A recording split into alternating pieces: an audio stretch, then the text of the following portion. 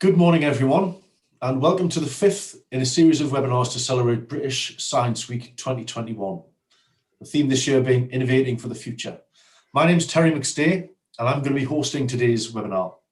And I'm delighted this morning to be joined on my virtual sofa with Craig Downs, who's the CEO of Mymo.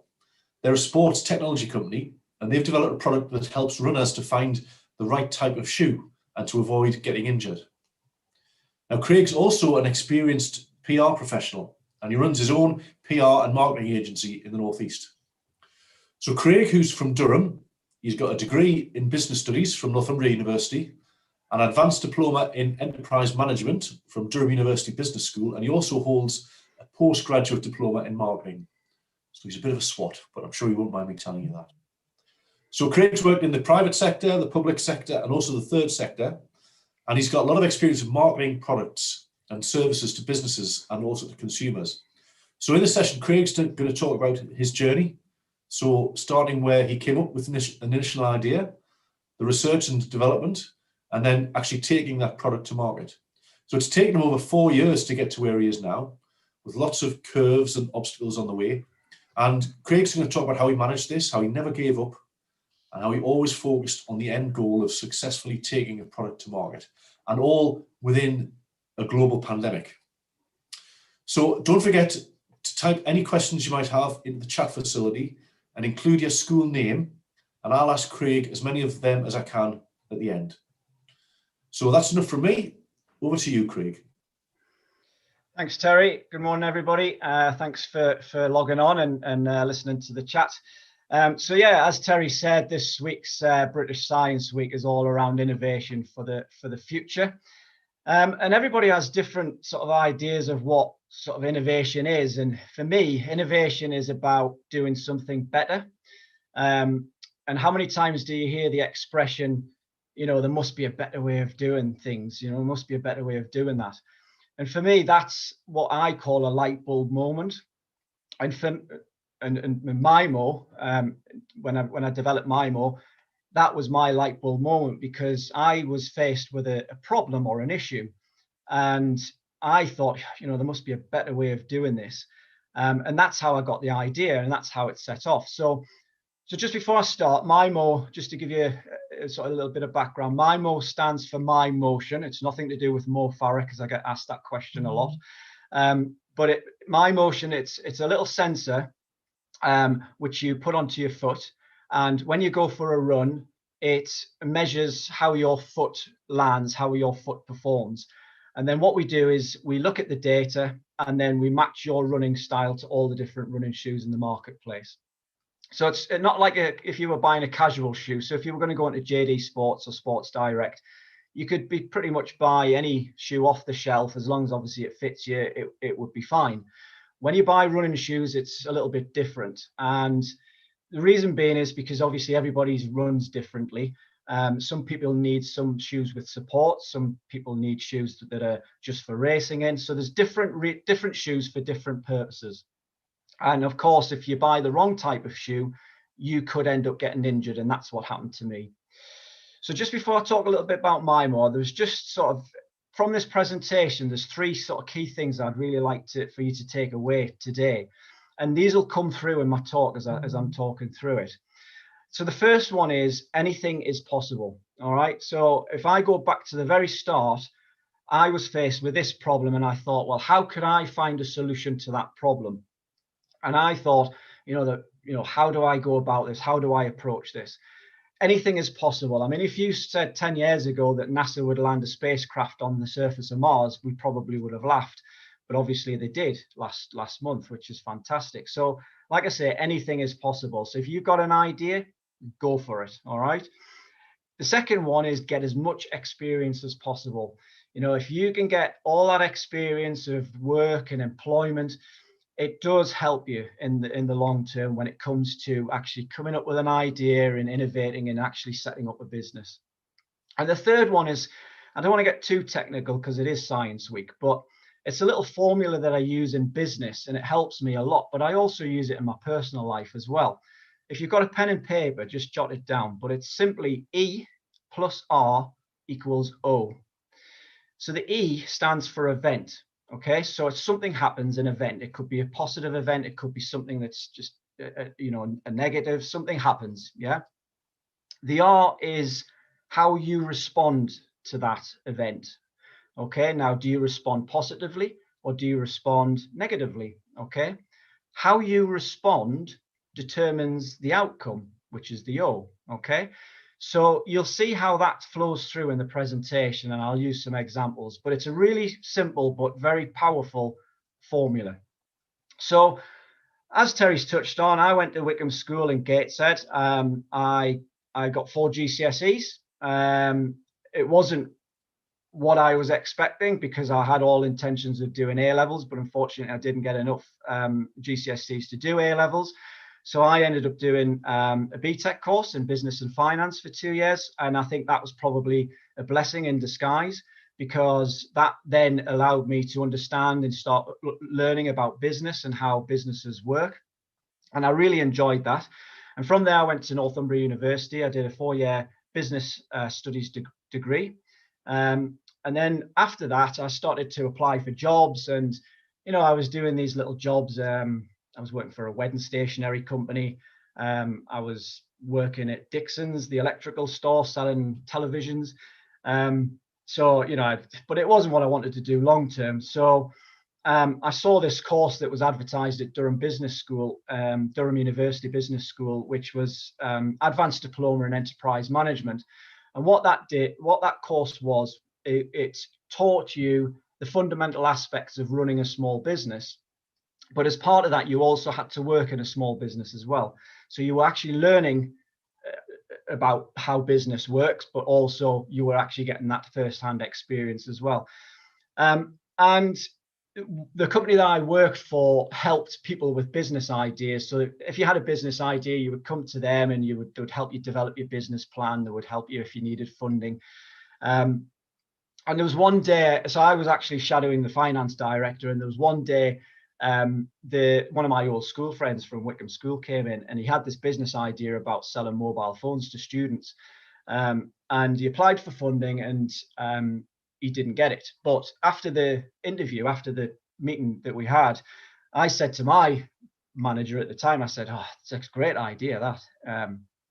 And he said, "No," he says, I see it all the time. Mobile phones too competitive, blah, blah, blah. So anyway, cut a long story short, I went into Newcastle one day for some lunch, and I bumped into my friend, and I said, "Oh, I thought your idea was brilliant, And he said, "Well, why don't you come and help me? Why don't you come and work for me and come and head up the marketing?" He said, "I can't pay you because I haven't got any money." But he said, "If we can really develop the business and it becomes a success, then you'll be compensated for it." So I said, "Okay then," because at the time I was coming to the end of that course and I didn't have anything else lined up. So I thought, well, what have I got to lose? So I started working for him. And so basically what we would do is we would go into university campuses and we would talk to students and we would sell them mobile phones. We would go to our local Orange at the time, which is now EE. We would give the sale to them. They would fulfill the order, and that's how it worked.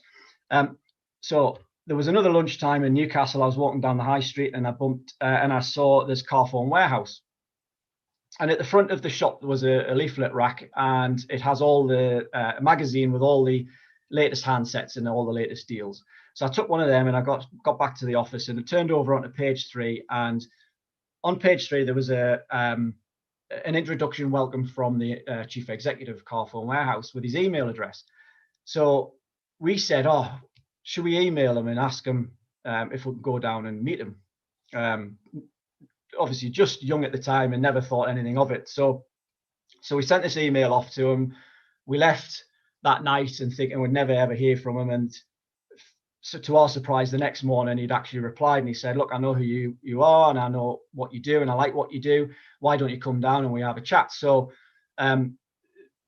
my friend, he went down, he sort of had the initial discussions with them. Anyway, he basically negotiated that we would become part of the Car Phone Warehouse, but we would be the student division of the Car Phone Warehouse.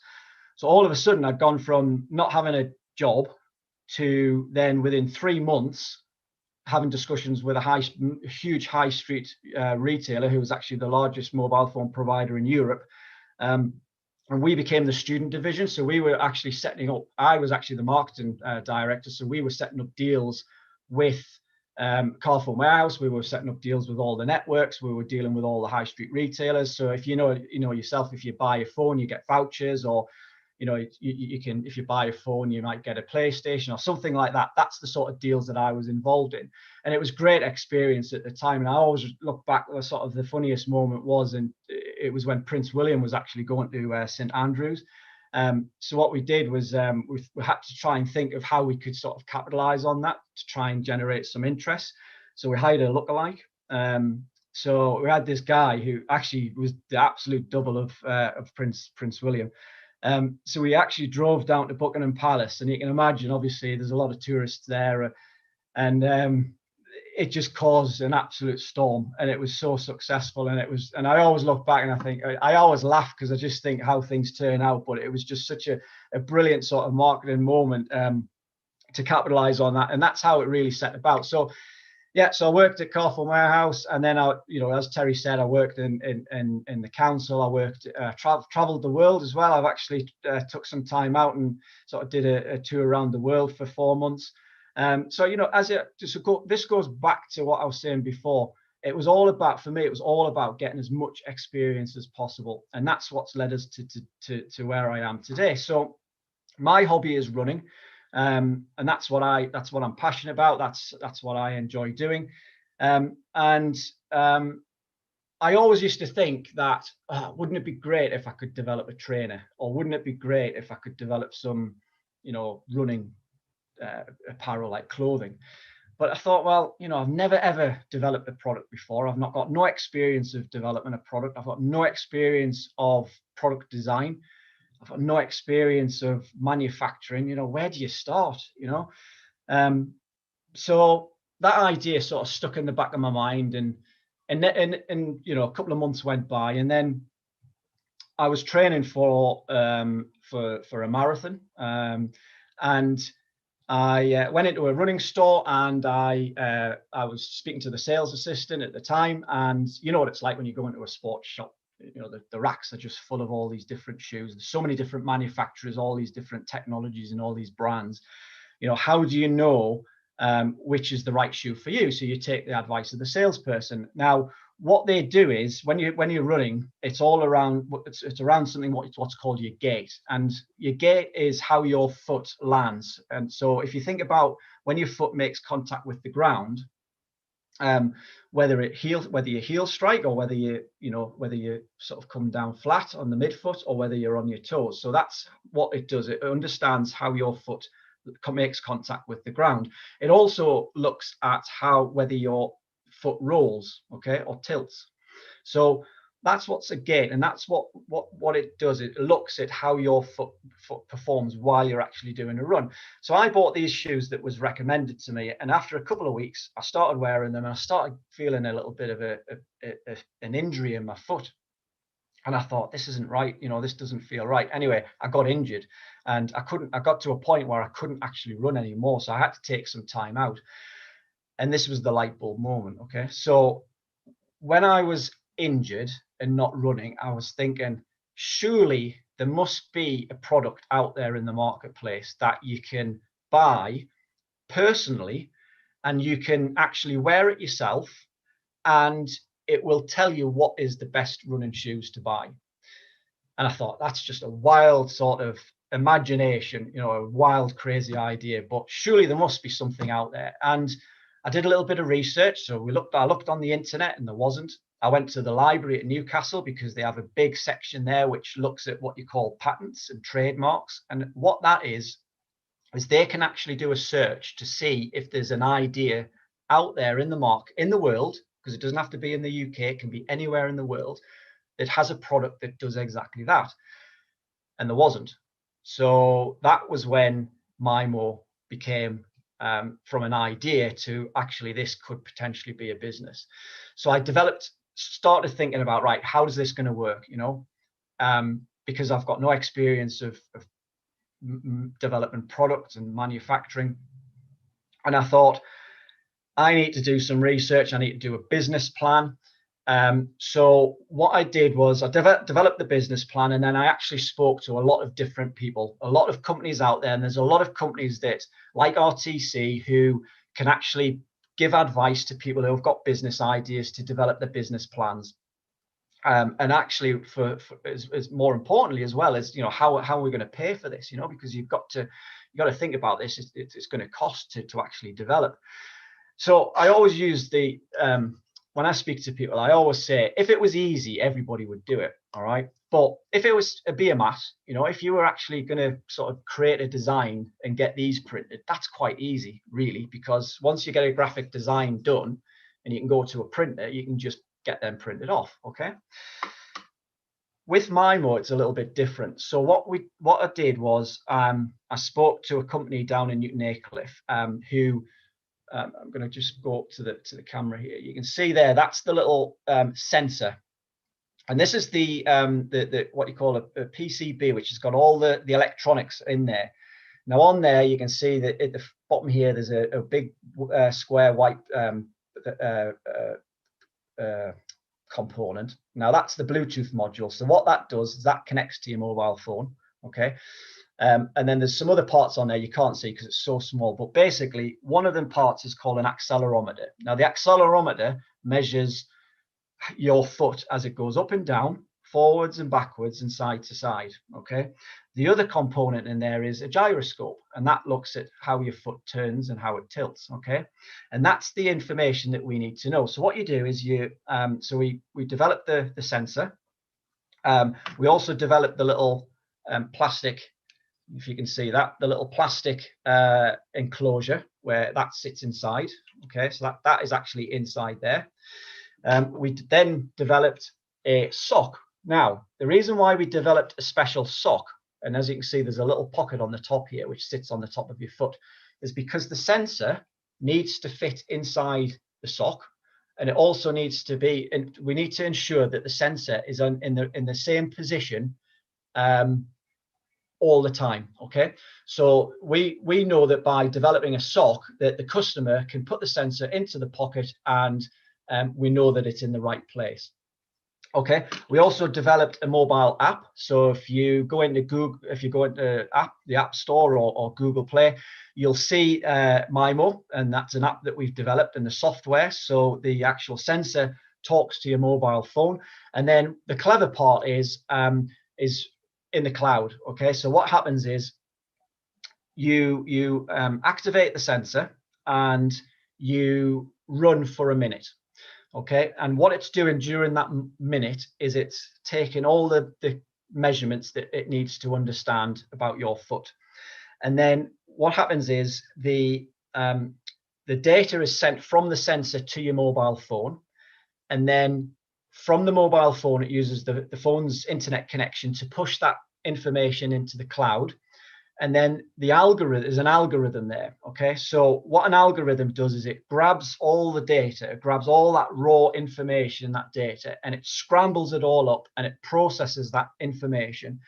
And what it does is it gives you an output.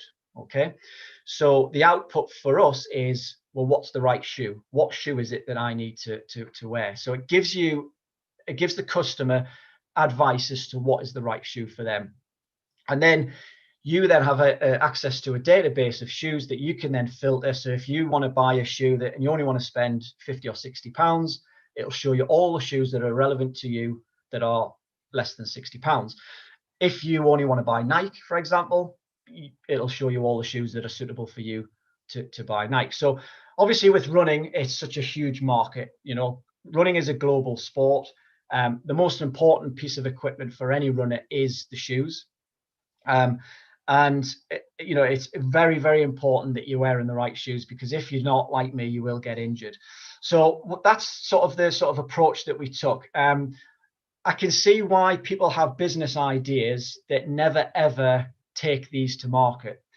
One is because Terry's alluded to, is that it's took 4 years to actually research, develop, and actually take this product to market. And that's a lot of time, but it's also a lot of money, and that's another reason why some people might not be able to take business ideas to market, is because they run out of money. So there are organizations where you can access funding. So if you've got a business idea and you have a business plan, you know, you can speak to people, and there is funding that you can actually secure to contribute towards the costs. So there are lots of barriers, you know, that we've come up against. And I guess really the sort of the barriers that we had, which is the E+R=O moment, which is the trying to get the technology to work, you know, because there's so much technology involved. It's trying to get that to all come together into one working solution is very difficult. So we came up with barriers every day, and it's not just with Mymo, it's like any business. You're always faced with issues or barriers or problems, and that's the E. You know, that's the event. How you respond to that determines the outcome. So we could have quite easily just said, look, this isn't going to work, you know. And there's many a time where I actually felt, look, you know, this isn't going to work. But I always thought, look, I know what my end goal is. I know what the vision is. We can do this. Anything is possible. We can do this, you know. And it's about bringing the right people in. You know, it's about working with different organizations and acknowledging that I don't always have the, you know, I don't have the technological background to develop a sensor, you know, or an algorithm or a mobile app. So what we do is we bring in that expertise and that experience in. What's quite interesting is, obviously this is a running product, but having had discussions with other people, is that we found that we could actually extend the technology into other sports. So we were looking into taking Mymo into walking and hiking, so advising what walking and hiking boots you should be wearing. We're also looking at golfing, for golfing shoes. We're also have considered and are looking into rowing. So there's various different sports. So what started off as one idea has actually then moved on to potentially looking at taking it into other markets and other sectors in terms of sports. And then we've also been working with Northumbria University. So Northumbria University, we work with their computer science department and researchers who actually developed the algorithm for us. But we're also working with them at the moment on looking at gait in older people and how older people how older people walk, and using the Mymo sensor to look at those who you know, who have maybe dementia or who have had a stroke, and how that actually affects their gait, and using the Mymo sensor to see if that's a product that we could potentially take into the healthcare market. So as you can see, what started off as an idea for runners has actually then moved into other areas, not just other sports, but also the healthcare market as well. So it's really exciting. It's been a long journey, 4 years. We finally took it to market in October last year, right in the middle of of COVID, of a pandemic, which we never obviously forecasted for. But you know, it has been a learning curve. I'm still learning. I know I have got, you know, a lot of experience, but you know, every day I'm learning, and I think that's what's exciting about it. So just to finish off, because I know I'm just sort of coming up to the time here, there's a couple of tips. Couple of tips that I just wanted to leave with you, and then we'll take some questions at the end. So, not in any particular order, is the first one is try and get as much experience as you can. You know, like as you've seen with me, I've, you know, got my education. I've also worked with various different organizations, and it's all been valuable experience that's taught me and took me to where I am today. Be bold. Don't be afraid. You know, the example is emailing the chief executive of a huge organization. If we never emailed him, we would never have actually became part of the Carphone warehouse. So sometimes you've just got to be bold. When I was at school, it was always considered and discussed that you would go to school and get your education, you would do your A levels, you would go to university, and then you would go into a job, into employment. It wasn't really sort of encouraged, not really discussed that self-employment was an option or a route.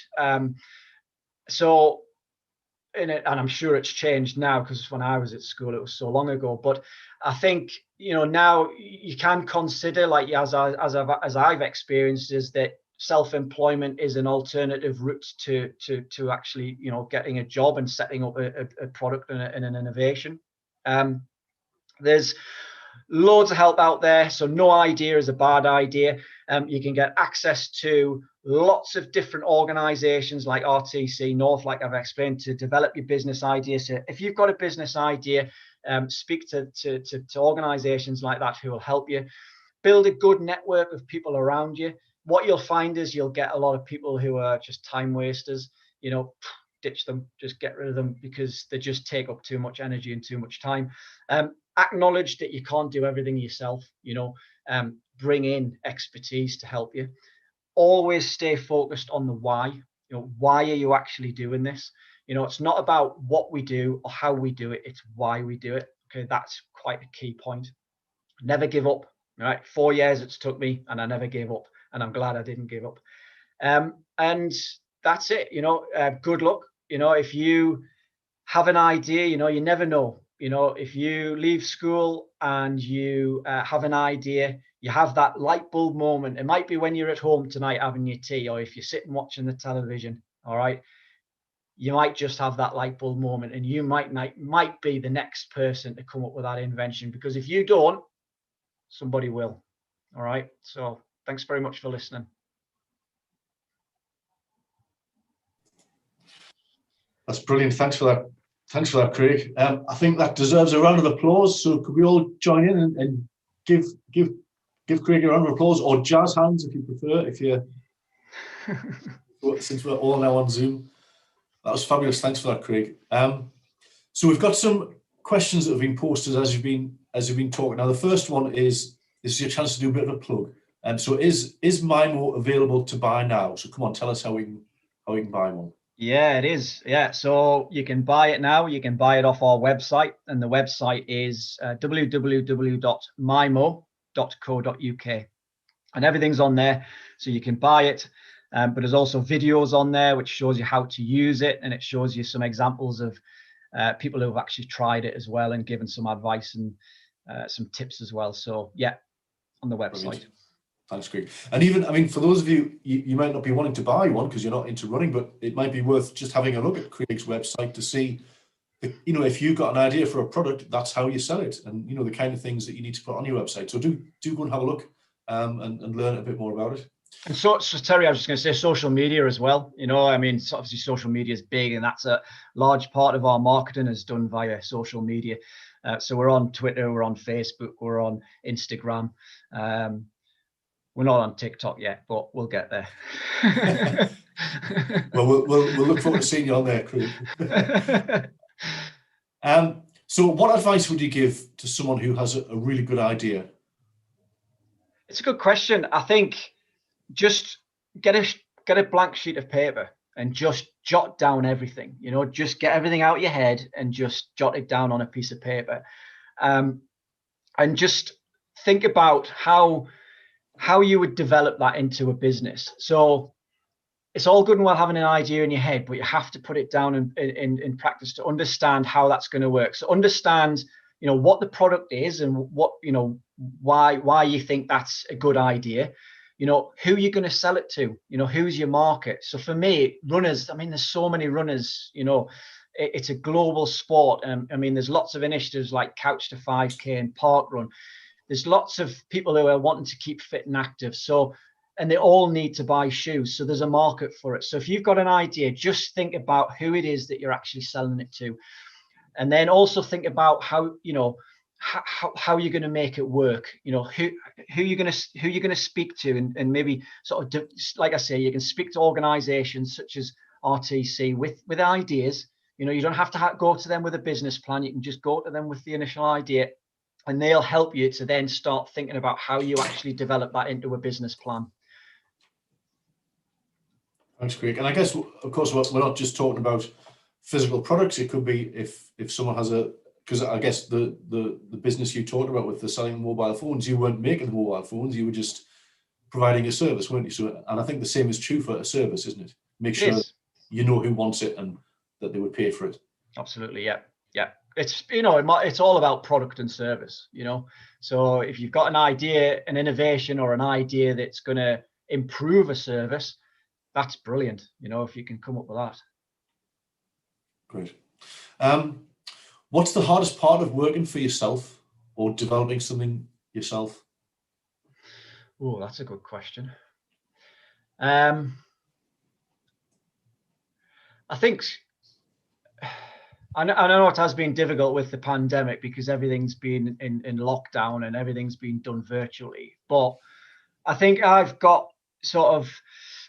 think because I run and I understand, I understood what the sort of purpose of the business is, the why, why I'm actually doing this. So it goes back to, it's not about what we do or why, how we do it. It's about why we do it. And for me, it's about helping people to get active, helping people to make sure they're wearing the right shoes so that they don't get injured. So for me personally, and working for myself, it was always thinking about that end goal, that long-term goal. But because of the sort of pandemic, I couldn't actually go out and speak to people, which was really frustrating because you want to bounce ideas off people, you want to speak to people and people who you trust, and that is the hardest part, because I think it was all for us. For me, I was very nervous about taking this product to market because that's the first time you've created this baby, and then the first time you've just handed it over, and it's like, well, how are people going to react? What are people going to say, and how am I going to react if people think it's a rubbish idea? That was the worry. But actually, thankfully, people reacted to it very well, and runners could actually see a need for this. So that was good, and that was the reaction, obviously, because the last thing you want to do is take it to market and then nobody wants to buy it. So yeah, that must have been a scary moment the first time you kind of put it out there and wondering what people would say or think. Yeah, I think you've got to kind of have that mindset that people are going to, there is always going to be people who will criticize and try and pick faults with things. That's just life. That's just, doesn't matter what you do. You can see that all happening on social media where somebody will put a post and somebody will say lots of positive things. There's always negative comments. So I always had to prepare myself that, I've come up with this idea. I've developed this product. It's not everybody's going to buy it, but actually it's the negative comments that came back that actually give me even more drive, because they gave me an opportunity to then challenge them and say, well, actually, you're saying it does, you're questioning if it does this. Well, actually, yes, it does. The biggest one for us was about working with the university. So as a commercial company going to market, we tested the product with over 400 runners. And as a commercial company, we could have quite easily said, well, yeah, it works because we've tested it on 400 runners. But actually, because we actually worked with the university to then go back to those people who questioned it to say, well, yes, we actually did the research, the development and implementation with the university and all the testing under those conditions, it actually gave us that credibility. So those people who were negative, it changed their perceptions into a positive. So even negative feedback can be quite useful because it tells you what people think and maybe the things that you need to talk about when you're describing it so that they don't sort of understand it in the wrong way. Yeah, but people see things differently, don't they? So, and I think that's really key. And that's in any business, how your business or your product or service is perceived. Now, all feedback is good feedback, I think. Yes, there's negative feedback, but actually, like I've said, you can look at that and you can actually turn that into a positive. So. Great. There's another question here, and you've kind of touched on it a little bit, but how important is research? And I guess there's research at the beginning, and then when you're actually, all the way through, I suppose, is there? Research all the way through, and we're still researching now. It never stops because you're constantly wanting to improve. You're constantly challenging and pushing the boundaries, and research is probably the most important, because going back to your first question about, how do you approach it in terms of if you've got an idea, you have to do your research. You have to speak to people. And I spoke to runners and said, look, I've got this idea. What do you think? Because if you come up with an idea but don't do your research, and then all of a sudden you think on day one, right, I'm going to get all these sales, it's not going to happen. You've got to do your research. You've got to see if there's a market for it. You've got to ask people for their feedback and challenge and push the boundaries. So that's what we're doing with the university. We're still working with Northumbria University because we want to continually develop and improve the algorithm.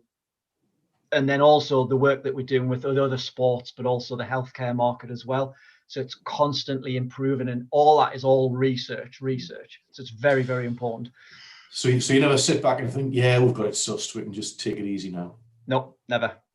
I've got so many ideas for Mymo, not just the running product, but all, like I've said, like I've touched on, I'm constantly thinking of ideas of how we can improve it, because the more you can improve and develop and innovate, which is what we're talking about here, because British Science Week is about innovation, the more you can develop and innovate, the better.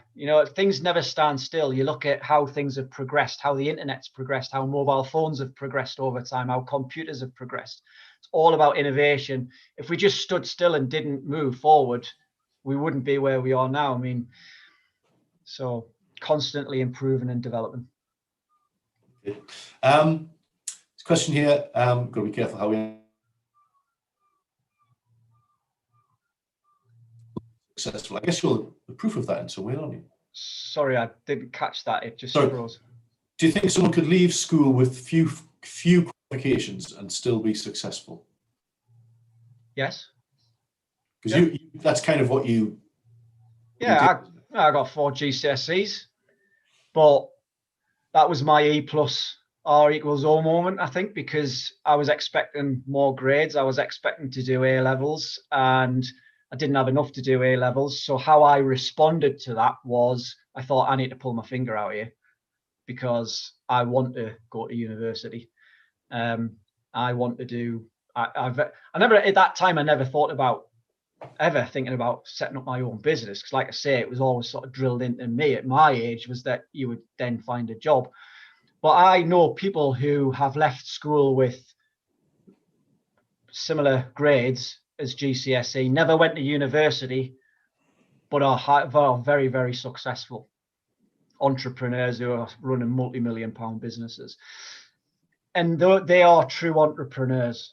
They are people who really sort of have some fantastic ideas and who can really sort of see that vision. It's all about it's about the vision, about seeing things differently. It's all about what I was saying before about innovation. It's about doing things differently. You don't have to have all top grades. Obviously, the school would like you, and obviously yourself and your parents would like you to get the best grades you can. But don't be disheartened if you've tried your best and you don't. There's always another option, which is the route I took. Great. So yeah, don't think this is allowing anyone to take it easy. You've got to stick in. You've got to get your grades. But as Craig said, if for whatever reason you don't get quite as many as you'd expected to, don't think you're a failure. Don't think it's the end of everything. There are lots of other ways you can be successful. Yeah. Do you manufacture everything in the UK, Craig? We do, and that is very important to us.